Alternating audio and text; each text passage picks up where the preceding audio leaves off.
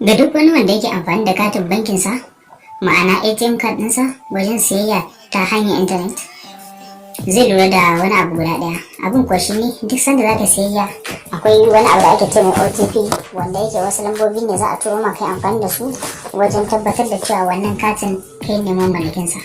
To sai dai akwai lokutan da za ka yi kokarin ka sa katin ka domin kai sayayya walau a nan gida Najeriya ko kuma a ƙetare, amma ya kasance wani OTP din baya zuwa, wanda kuma wannan zai hana transaction ɗinka kasancewa successful. To akwai abubuwa da dama da za su iya kasancewa su ne dalilan da yasa wannan katin naka baya watso wato wannan lambobi na OTP.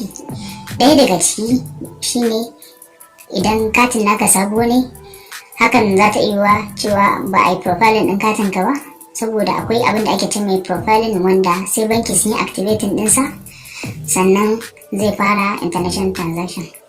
Kamar yadda muka sani, inda ka karɓi kati normally za ka iya fara amfani da shi a ATM machine, amma kuma ba wannan shi ke nufin cewa za ka yi amfani da shi wajen siyayya ta hanyar intanet ba, wanda dole sai da wani OTP sannan za ka yi amfani da shi wajen siyayya a intanet.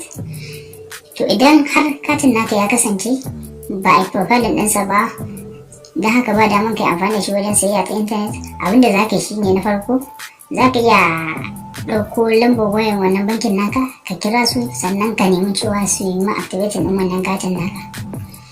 Idan kuma ka ga wannan ya ma tsauri ko kuma ba za ka iya ba, ko kuma shi wanda katin yake nasa ne kai taimaka mai kake yi, don haka ba daman kai ka je banki da kanka ka nemi a mai profile ɗin kati, to za ka iya bin wa'ina hanyoyin.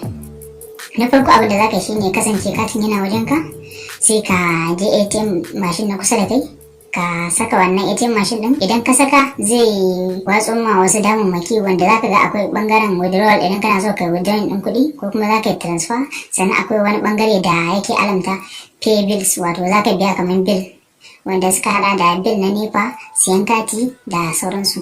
To a nan wajen zaka zaɓi quick teller ko kuma ka zaɓi pay merchant, wanda idan ya baka damakin sai ka zaɓi quick teller. To a gaba zai tambaye ka menene account type ɗin naka, wato wani irin account kake operating. Idan account ɗinka saving account ne, sai ka ci gaba da danna saving account. Idan kuma ka san account ɗin naka current ne, shi kuma sai ka danna wato current. Bayan nan sai zai kawo ma screen inda zaka zaɓi wani irin payment kake so ka yi.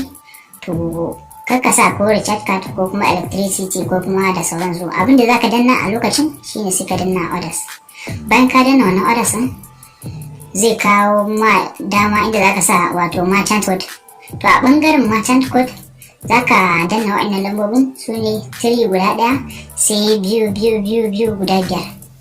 Idan ka danna wannan, su ne suke nufin 32222, su ne lambobin kenan.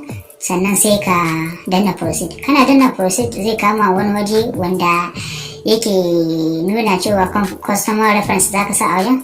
To customer reference abin da yake nufi shine lambar wayarka wanda aka yi attaching da wannan katin da wannan account din, shi za ka saka a wajen. Kana saka wannan lambar wayar a wajen, sai ka danna proceed. Zai kama wannan shafi wanda yake magana cewa za a zari naira 1 na charges na wannan transaction din da za ka yi. To a nan wajen wannan naira 1 za ka sa continue. To amma ba naira 1 za su zara ba, za su zara naira 100 kuma a kai. Kaga banda wannan naira 1 kenan akwai wata naira 100 da za su zara. To suna zaren wannan sai ka danna proceed. Kana danna proceed, idan transaction ɗinka ya successful, za ka ga ya sama success a jikin shi ATM machine ɗin. Idan ya sama success, to a nan kana expecting za ka ga sun ɗauki wannan 100, amma idan ya filin to ba za su ɗauki wannan kuɗin ba. Amma idan har ya kasance suka successful, to a nan take za ka iya fara amfani da wannan katin naka wajen sayayya ta hanyar intanet. Wannan ita ce hanyar da ake bi domin a yi activating ɗin kati ya fara karɓar OTP. Idan har kai ma kana da wata hanyar da kake bi domin kai amfani da katin naka, wato kai profile ɗinsa, to za ka iya sa mana bangaren comment in so wasu ma sai su gani su karu. Wannan dai wata hanya ce wanda mutane da yawa suna amfani da ita kuma tana musu. Kuma ni kaina ina amfani da wannan hanyar domin in profile ɗin katina na OTP. To sai mun haɗu a shiri na gaba. Assalamu alaikum wa rahmatullahi wa barakatuh.